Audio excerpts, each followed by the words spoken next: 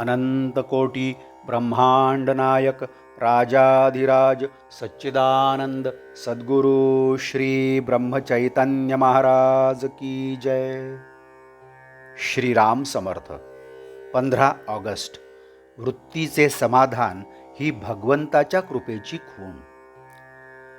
आपला देह पंचमहाभूतांचा आहे। यामधला मी कोण हे पहावे। जे नासणार ते मी कधी असणार नाही, म्हणजे पंचमहाभूतांचा मी नाही हे ठरले। जो शाश्वत असतो तोच सच्चिदानंद असतो। मी भगवंत स्वरूप व्हावे अशी प्रत्येक मनुष्याची सुप्त अगर प्रगट इच्छा असते, तेव्हा त्यापैकी थोडा तरी मी असल्याशिवाय मला असे वाटणार नाही। भगवंताचे स्वरूप आनंदमय आहे आणि आपण सर्व लोक आनंदात राहावे असे म्हणतो।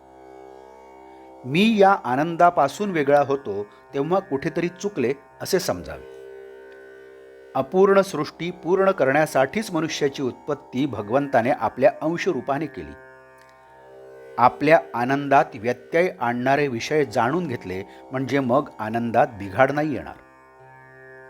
या वाटेने चोर आहेत असे समजले म्हणजे त्या तयारीनेच आपण जातो। जो भक्त झाला त्याला विघ्ने नाही येत। भगवंताचे म्हणून कोणतेही काम केले म्हणजे त्रास नाही होत। आनंदाचा साठा कुठे निश्चित असेल तर तो भगवंताजवळ आहे। नाटकात राजाचे काम करणारा माणूस जसा मी खरा भिकारीच आहे हे ओळखून काम करतो, त्याप्रमाणे आपण आपले खरे स्वरूप ओळखून प्रपंच करावा। नाशवंत वस्तूवर आपण प्रेम करतो, तसेच लहान सहान गोष्टीत अभिमान धरतो। इथेच तर आमचे चुकते। मी जे नाही ते व्हावे यात सुख आहे असे वाटते। कामधेनूजवळ आपण विषय मागतो आणि मग दुःख झाले म्हणून रडत बसतो। याला काय करावे? जो परमार्थात जाणता तोच खरा जाणता होय। परमार्थ म्हणजे बावळटपणा कसा असेल?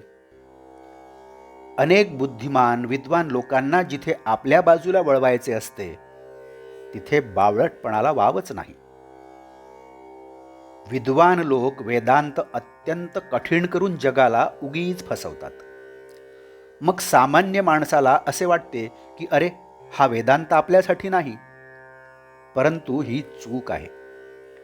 वेदांत हा सर्वांसाठी, सर्व मनुष्य मात्रासाठी आहे। वेदांताशिवाय मनुष्याला जगताच येत नाही। घराच्या छपराखाली ज्याप्रमाणे सर्व लहान लहान खोल्या येतात, त्याप्रमाणे वेदांतात इतर सर्व शास्त्रे येतात। शास्त्राचे मार्ग हे वृत्तीला भटकू न देण्यासाठी आहेत, ते वृत्तीला हलू देत नाहीत। त्यात नामाची गाठ पडली की भगवंतापर्यंत साखळी जोडली जाते। आपण व्यवहारासाठी जन्माला आलो नसून भगवंतासाठी आलो आहोत। म्हणून आपण अमुक एक वस्तू नाही म्हणून कष्टी होण्यापेक्षा दुसरी एखादी वस्तू आहे म्हणून समाधानात राहावे। समाधान ही वस्तू फक्त भगवंताजवळ मिळते आणि ती मिळवण्याच्या आड काहीही येऊ शकत नाही। आजचे बोधवाक्य: वृत्तीचे समाधान असणे ही भगवंताच्या कृपेची खूण आहे आणि त्याकरिता भगवंताचे सतत अनुसंधान ठेवणे अत्यंत आवश्यक आहे। जानकी जीवन स्मरण जय जय राम। नमस्कार। आपण या चॅनलला नवीन असाल तर कृपया सबस्क्राईब करावं ही विनंती।